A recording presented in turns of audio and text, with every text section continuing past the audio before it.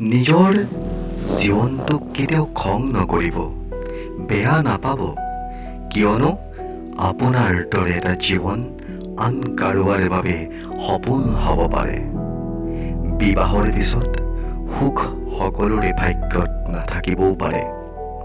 কেতিয়াবা হৃদয় হৈ থাকে আন কাৰোবাৰ, মন শৰীৰ ইন্দ্ৰিয়ও হৈ থাকে আন কাৰোবাৰ। দুয়ো একেলগে জীৱন অতিবাহিত কৰাৰ শপত খায়ো জীৱনত আশা ভংগৰহে পৰীক্ষা হয়।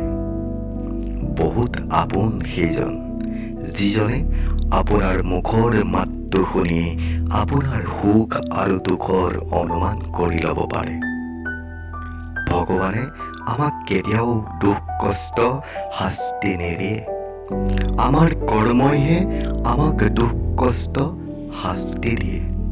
সেইকাৰণেই কৰ্ম ভাবি চিন্তিহে কৰিব লাগে। সুখ খন্তেকীয়া, দীপাৱলীত জ্বলোৱা ফুলজাৰিডালৰ দৰে মুহূৰ্ততে জ্বলে আৰু নুমাই যায়।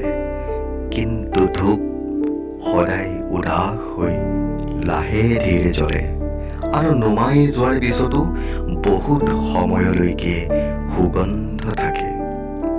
যেতিয়া এগৰাকী বিবাহিতা মহিলাই অন্য বহু পুৰুষৰ লগত কথা পতা আৰম্ভ কৰে, তেতিয়া বুজি লওক বিচনাত সেইগৰাকী বিবাহিতাৰ সম্পূৰ্ণ সুখ প্ৰাপ্তি হোৱা নাই।